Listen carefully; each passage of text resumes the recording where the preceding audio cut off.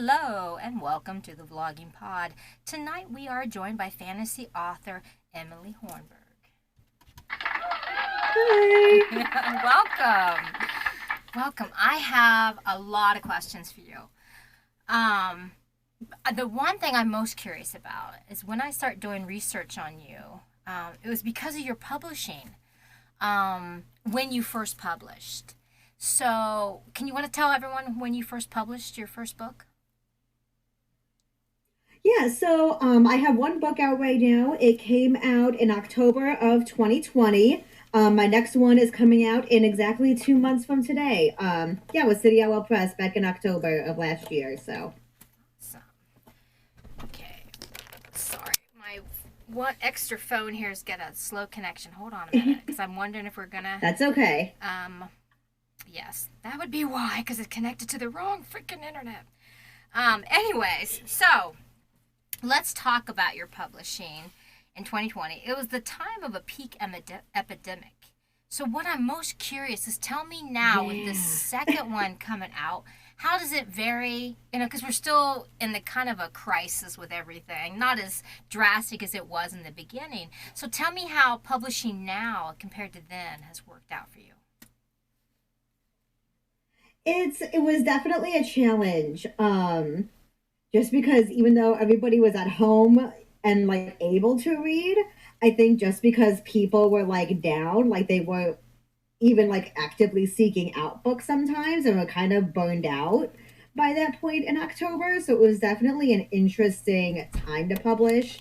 Um, and especially because like you couldn't do any live events. So even of just like reaching out to local bookstores, they were like the ones that would reply to my emails, they would be like, oh, like we would like to carry your book, but we're really having a hard time right now. So even like books we want to sell, like we can't because they were even struggling just with like books they knew were going to sell. And so it was just really interesting. But now I'm really excited. I have my first in-person event in May.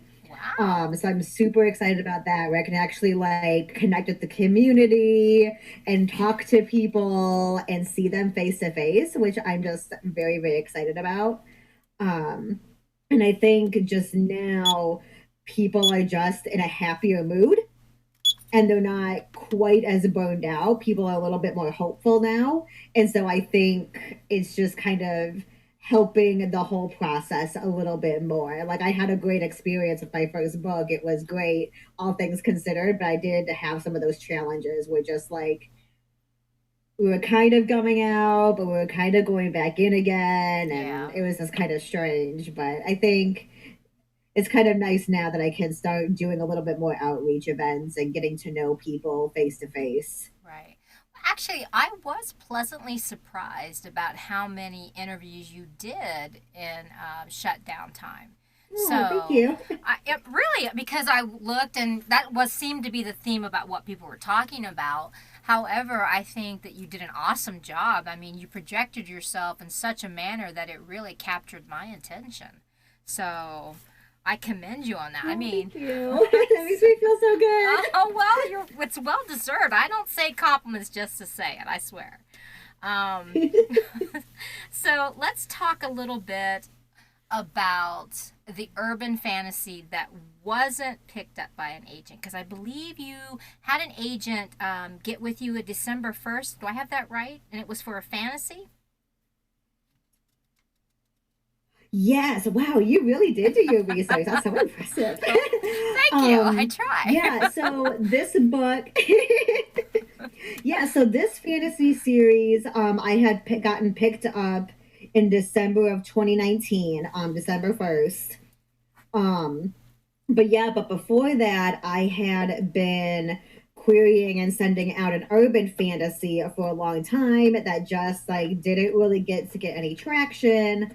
Wasn't really seeming to go anywhere. Like I still have it kind of like in the back of my head. I like now that I have the hindsight, I'm like, oh yeah, that book was totally not ready to be published at all. Aw.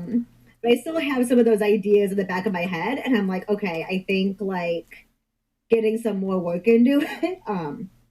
I think that could still be a possibility somewhere down the road. Um, but yeah, so definitely that first try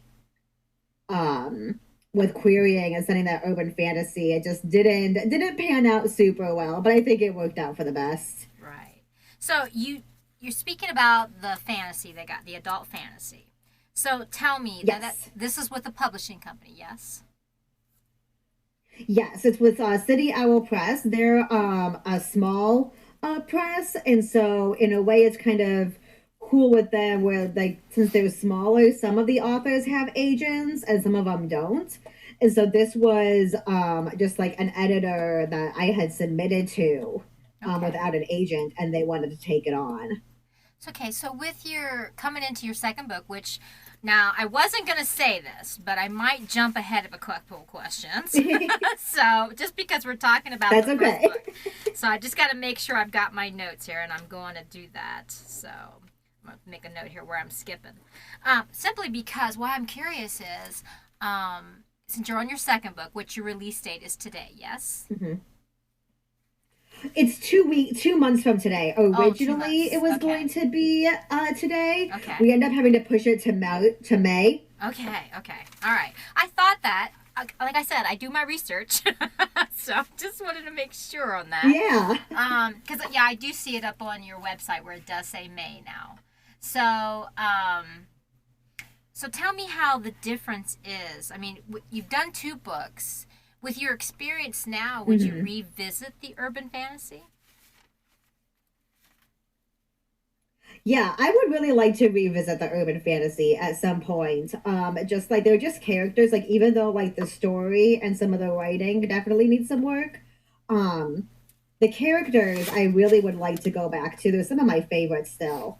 Um, I just really fell in love with them. But I like all types of fantasy. As that's why it's like when I switched to this series, The Cursed Queens, that I'm doing now, which are fairy tale retellings, and it's more of like a high fantasy. Mm-hmm. Um, I'm like having just as much fun with it because I just like almost all subgenres of fantasy, whether it's high fantasy or it's urban fantasy or paranormal or whatever in between. So, what do you think is the big draw for you as far as fantasy? I like, well, it's always just like fun to think about all the different possibilities because it's like you can do so much with it. You can literally just make up almost whatever you want, and experience whatever you want, which I think is just really, really fun and is great to just like stretch the imagination. Mm-hmm. But also, I think something about fantasy is that even though it's escapist and it helps you to get away from our world and to take a break from it kind of helps you learn how to deal with our world better Right, because there's always like those themes of like friendship and family and love and overcoming obstacles and all these things, right. and so you can kind of address all of these real world things in a place that feels a little bit safer for yourself, so then you can go back to the world and face it even better than you could before. Right. But when we talk about fantasy, um, some people might say, oh, because you get to create everything, it's easier. But in a sense, it really isn't. I think writing what you know may be easier, and fantasy might be a little more challenging simply because you have to really do some research and create your entirety of the world around you in that story.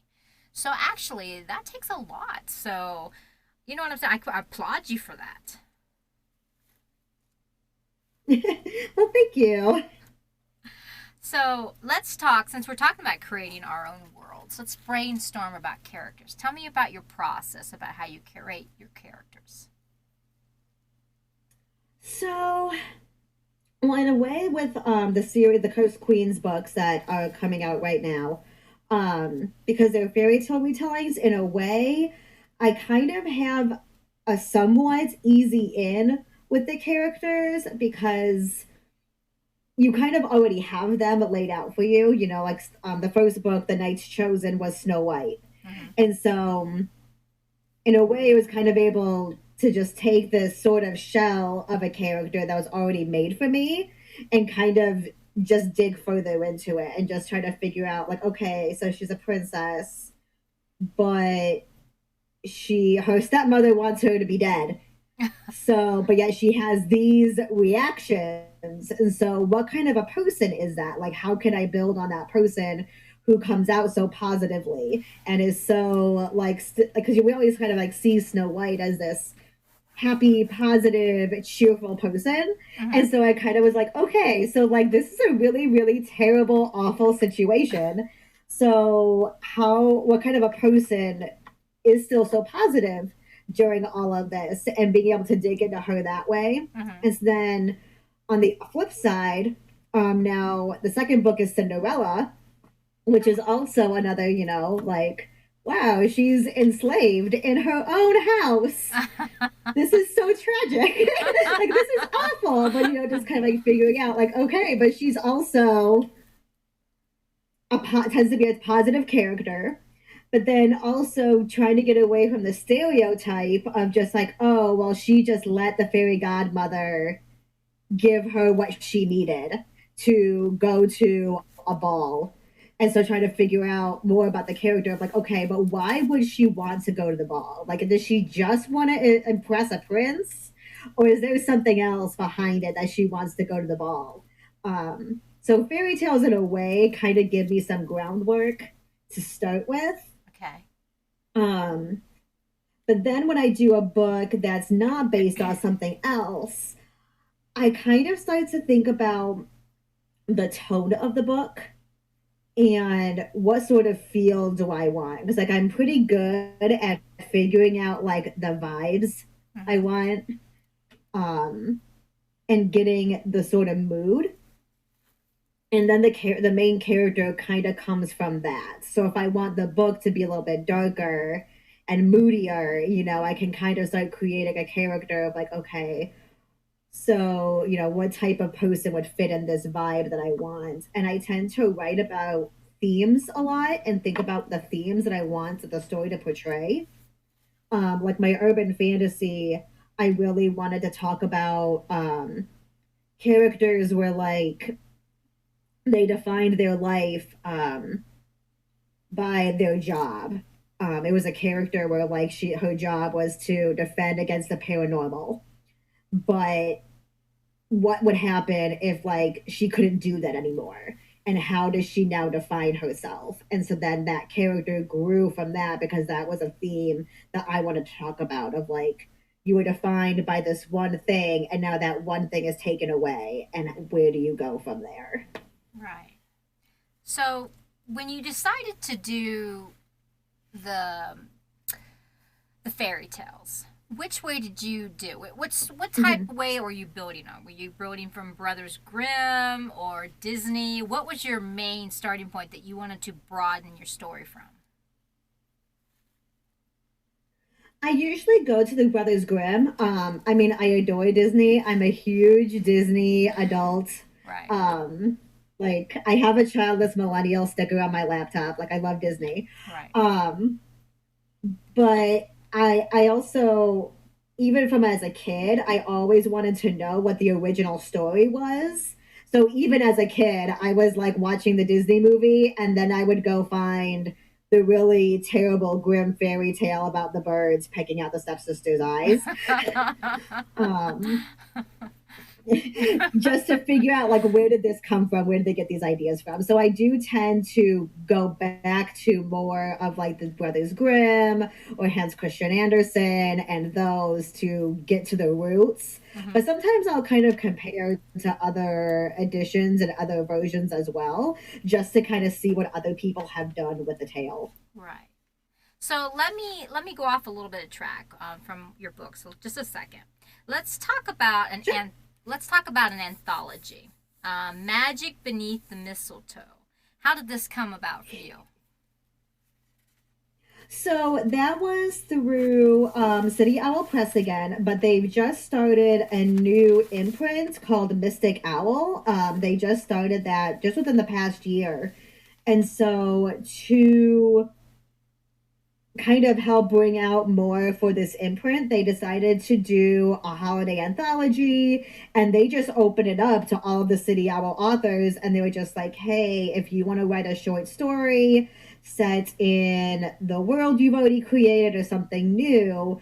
I think that originally they were only going to take 10, but it ended up being 2 volumes. They took way more than 10 because so many of the authors submitted, and they were like, well, we don't want to say no to all of these, so they made 2 volumes. Nice, nice. So Yeah, it was really fun. tell me about your story that you created for it.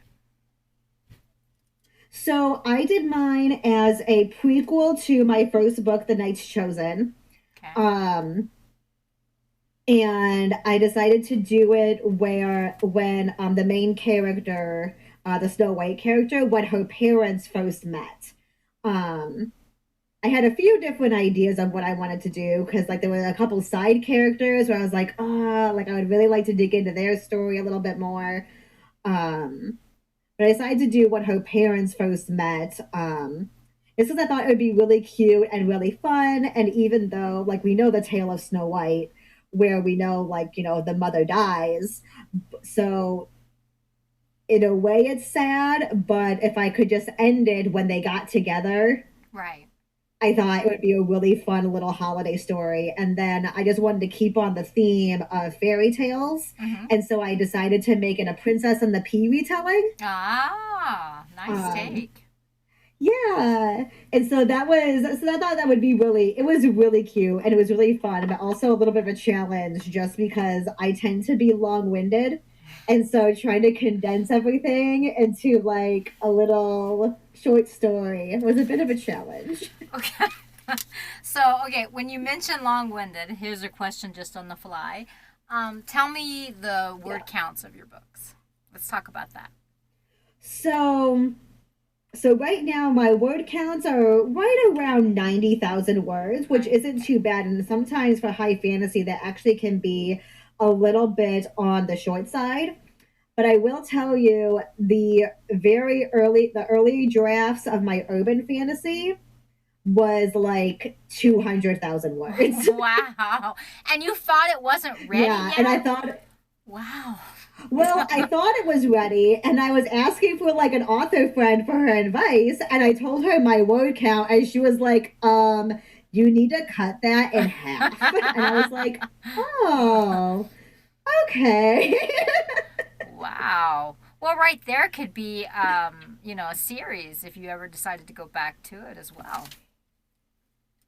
Yeah, yeah, it could, which could be really fun. Right.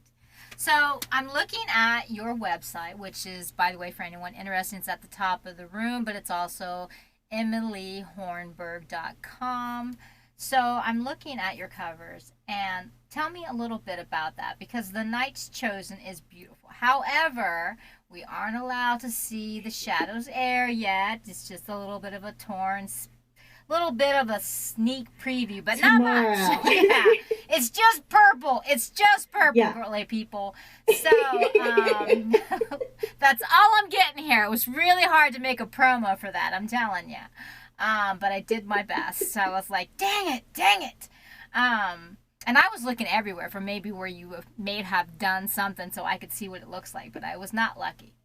So tell me about the covers. Tell me how your process, if you work with someone, tell me how those come about. So we do have a company that the publishing house works with. I really hate myself that I can't remember what they're called, especially because they are based in the Ukraine, and so like all of us are like, go follow them, go support them. So if I think of it, I will let you know, in case you ever want to like tell your listeners who they are. Right. But they do a fantastic job, and so the first version of The Knight's Chosen was just like a close up of a woman and her face, kind of like her torso, in this almost like Renaissance-y dress with like a lot of stars and stuff. And it was really pretty, and I really liked it. But I also think part of me was just kind of in the like debut author phase of like, oh my gosh, I have a cover. It's beautiful. And then my editor said, this looks too bodice rippery. Try again. And like then when I like looked at it again, I was like, okay, yeah, it does look kind of bodice rippery. You're right. Right. um, so that's when we kind of came up with the idea with this like woman with this like big dress and the castle in the background. And because her magic comes from the stars and the night, you know, we really wanted to have that celestial type of feel. And so I sent them some pictures from like my Pinterest boards to give them the tone I was looking for. And yeah, it just turned out beautiful. It is. It is a I know, I very. feel bad. My cover reveal for the Shadows Air is tomorrow. It's all right. I will make sure that I stay tuned. Um, just so people who can't see it, but you can see it on her site again, emilyhornburg.com. It's called The Night Chosen, The Night's Chosen. It is beautiful. Actually, it almost gives you the illusion as if she is walking on the sky from the way the clouds or the fogish kind of thing at the bottom, the way it goes. So it almost gives you, you know what I mean? Like it's a castle in the sky kind of element. It really is Yeah. pretty. Um, so I like it. I actually, you know, and the dress is abundant, like you said. So it kind of takes the whole thing up, but it gives you that whole fairy tale element. So very good, very good. We have about one Yeah. minute left, but I want to talk. Yes. I'm going to stop my timer Okay. because it will be very loud. Give me a second here. It's going to be there. We go. Okay, so I want to admit that I do follow you on TikTok. Okay, so Oh, okay. yeah. I'm not very active. I'm sorry. My TikToks are not good. I'm sorry. No, no, they are. I find them. I actually went through your feed to kind of get a sense of you. Um, and actually, I didn't realize I was following you at first, and I was like, "Wait a minute, I know this person." I went and looked, and I was like, "Wait a minute." So, with that, I want you to tell us, especially since TikTok. I mean, it's been around for a little while, but it's the newest, I think, of the social media platforms. So, what I would love to hear from you is tell me how that works for you as far as promoting. Do you think it's a good vice or a negative or a little bit of both? Tell me how you view it. I think it can be really helpful for the people who really are able to dedicate themselves to it. Because the challenge I'm learning with TikTok is that they really want you to be posting every single day, if not multiple times a day. Wow. And yeah, for like their algorithm to really like kick in and to really be getting on people's feeds. Mm-hmm. And so that's just kind of the challenge where like when I have the chance, I try to just like take like a Sunday afternoon and try to like film a bunch of them all at once and then keep them in my drafts and publish them as I go. I've been really bad about it lately. But I know, so I think like if you're not able to really dedicate the time to it and like really be willing to post consistently like that, because I know even with like the other social medias like Instagram and Twitter and all of that, they want you posting regularly, but it's not quite as vital that you do it every single day as long as you're consistent. With Right. TikTok, they really want it like every day. And so that's the one challenge. But I think the people who they really enjoy it and they're able to do that, I think it's a fun platform. But it's also really funny because I used to do some YouTube back in the day. Please don't look it up. My YouTube videos are not Oh, good. hey, no, Um, I'm going on there now. really long time ago, like way like after college, like a really long time ago, and I was kind of in the book community there, and so it's just really fascinating to like now see the book community on TikTok and how so many of the conversations we were having on YouTube about like representation and are we promoting consumerism with all of these book hauls and how are we making sure we're like supporting the people we want to support through our media, like all those conversations like are now happening again on TikTok because it's like new community trying to find their footing. So it's just very interesting to see how the different communities are like grappling with those questions. Well, you know that, aha, I found you. You do know that, Oh no. you do know that they're doing those short takes now on YouTube as well. So, I mean, you can Yeah, always revisit that as well. Actually, you did really well. You have quite a bit of that's true. follow. I could. Go ahead. Go ahead. I didn't mean to interrupt. No, that's okay. I'm good. You have over, you have 411 subscribers, and you had quite a bit of views. I mean, so yeah, I don't see, actually looks like something that actually is not that bad for you, to be honest with you. Oh well, thank you. Because I mean, you got 286. You're doing better than mine. So there you go. um, you were a joy to have on. There are actually more questions that I would love to ask you, especially seeing this. I might have more. I might have to jot down later on. I want to thank you for being on the program, and I actually am very excited for your new release to come out. And you do have a great presentation. You really do. Your TikToks, it looks like your YouTube's pretty much the same. Facebook, every place I can find you. You're very presentable. Plus, you're very warming to those who associate and talk with you. So I think you have a great presence, and I want to thank you so much for being on the show tonight. Oh well, thank you so much, and thank you for having me. This was so much fun. Well, anytime. Thank you again, everyone, for coming in tonight. Again, we have another podcast coming up next Thursday. We are getting more booked. I'm booked up until August, but we always will have room for another author, or you don't even have to be an author to be on the program.